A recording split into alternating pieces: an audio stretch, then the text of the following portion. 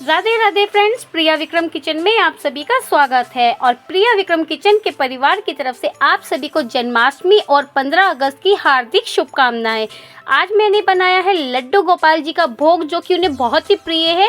और साथ ही बनाई है इसमें लौकी की लौज की रेसिपी, जो कि बहुत ही इजी तरीके से बनाई है, जो आप फटाफट से बना सकते हैं और एक ही बार में आपकी पंजीरी बहुत ही परफेक्ट जमेगी। तो चलिए स्टार्ट करते हैं। वीडियो को फुल वॉच करिएगा, स्टेप बाय स्टेप देखिएगा, तभी आपको समझ में आएगी। सबसे पहले मैंने यहाँ पे लौकी ले लिए।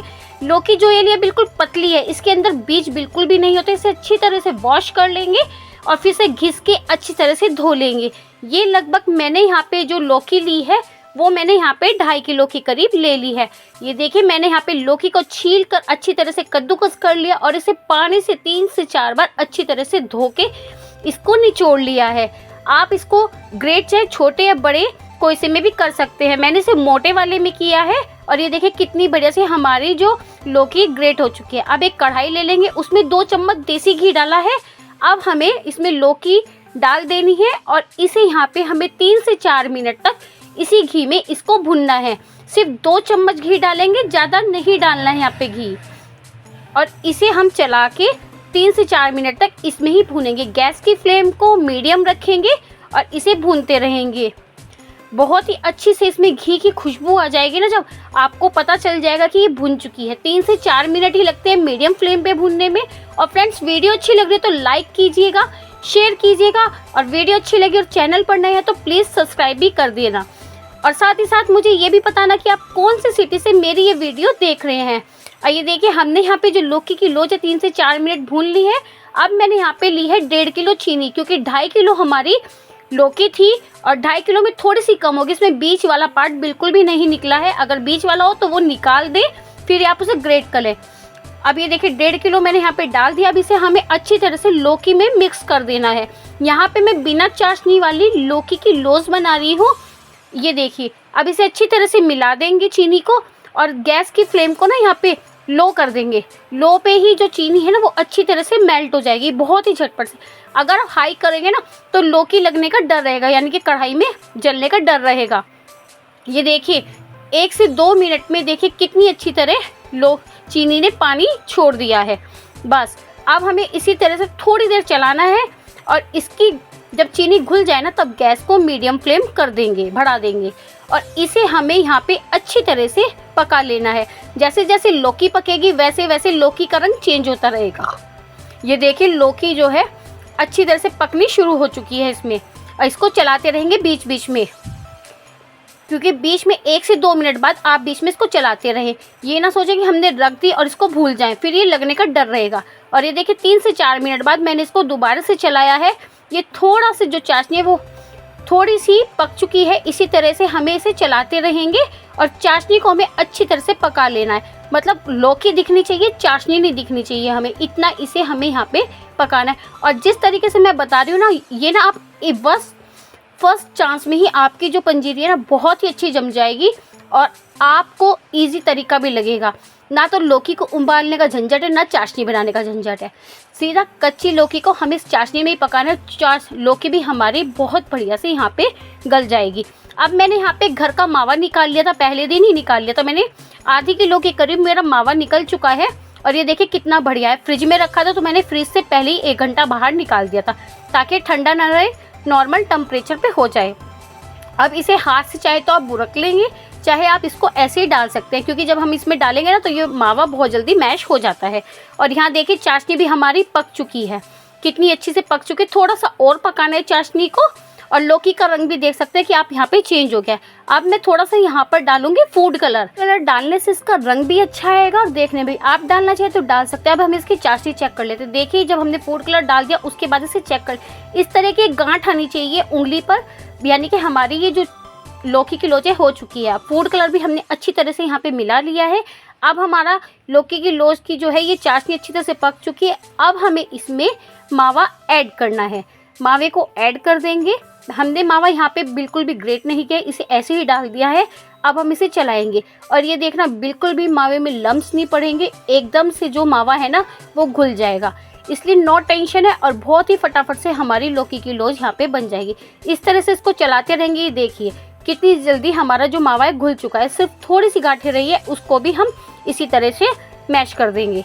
और ये देखिए कितने झटपट से ये जो है लौकी की लोद में मावा मिक्स हो चुका है। पता भी नहीं चल रहा है कि इसमें हमने मावा भी मिक्स किया है।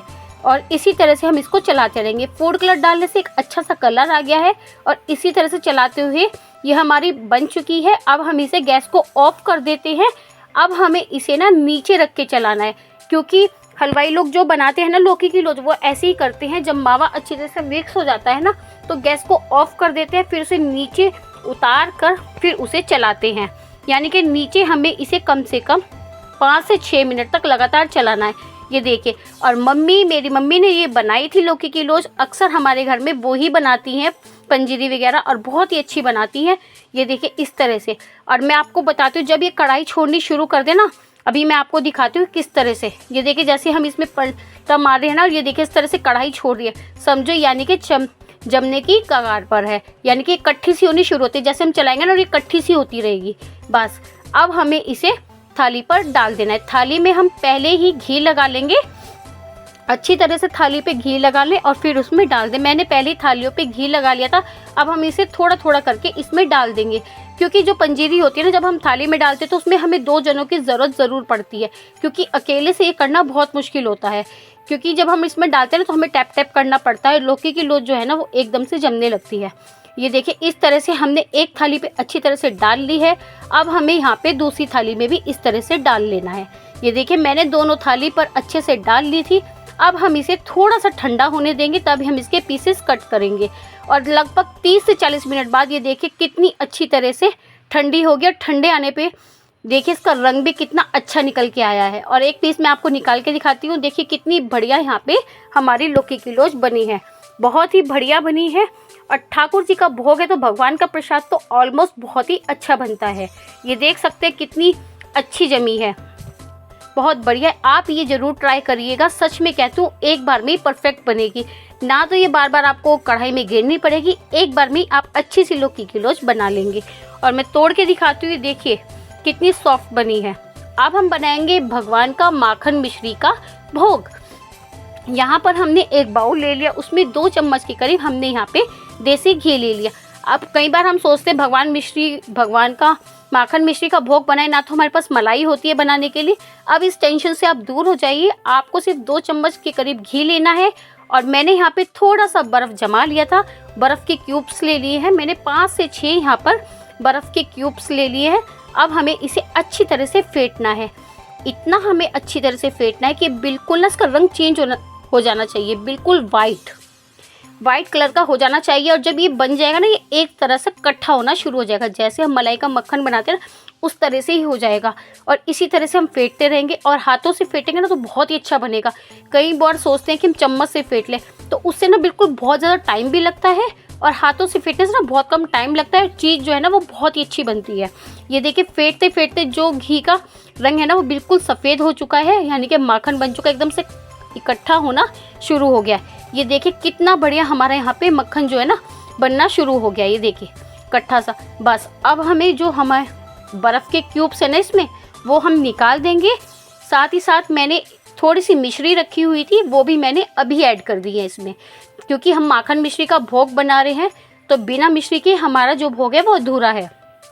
तो मैंने इसमें यानी कि 3 बड़े चम्मच के करीब मिश्री ली है और इसमें हमें अच्छी तरह से मिला देंगे। और देखिए कितना अच्छा हमारा ये प्रसाद घर पे ही बनके तैयार हो चुका। अब आपको बाज़ार से मक्खन लाने की भी टेंशन नहीं है, आप घर में ही बना सकते हैं। क्योंकि हम सबके घरों में ऑलमोस्ट घी तो होता ही है देसी घी, चाहे वो गाय का हो या फिर सिंपल सा हो, तो हम उससे बहुत ही बढ़िया यहाँ पे मक्खन बना सकते हैं। और ये देखिए कितना बढ़िया। मैंने थोड़े से इस पर बीज डाल दिए थे और थोड़ी सी मैंने इसके ऊपर तुलसी की पत्ती रख दी थी। अब हम बनाएंगे पंचामृत।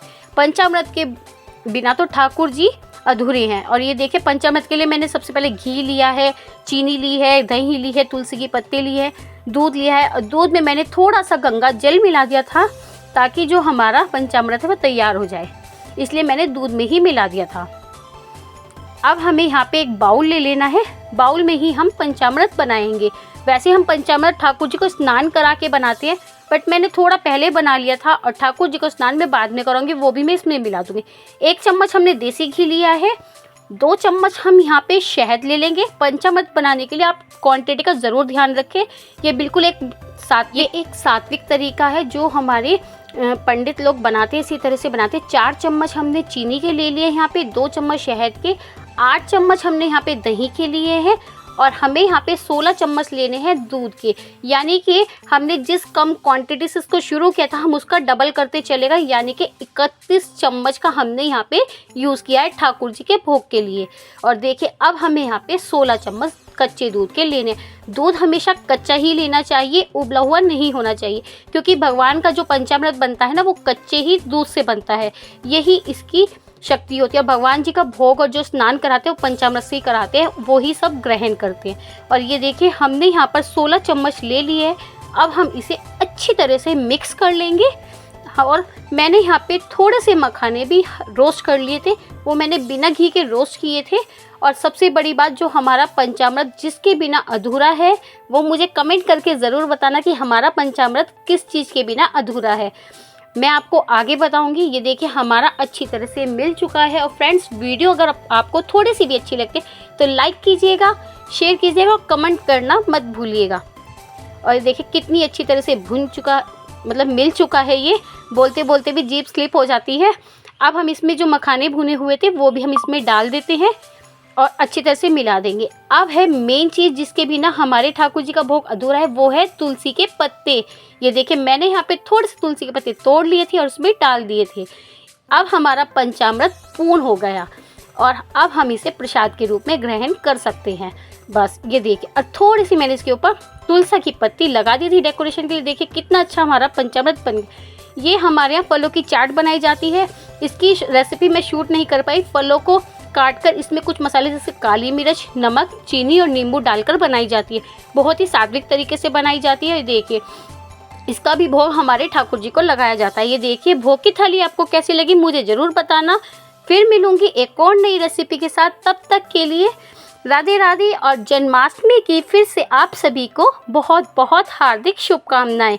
और ये भोग की थाली कैसी लगी मुझे ज़रूर बताना। और मेरे चैनल देखने के लिए धन्यवाद। जय हिंद, जय भारत।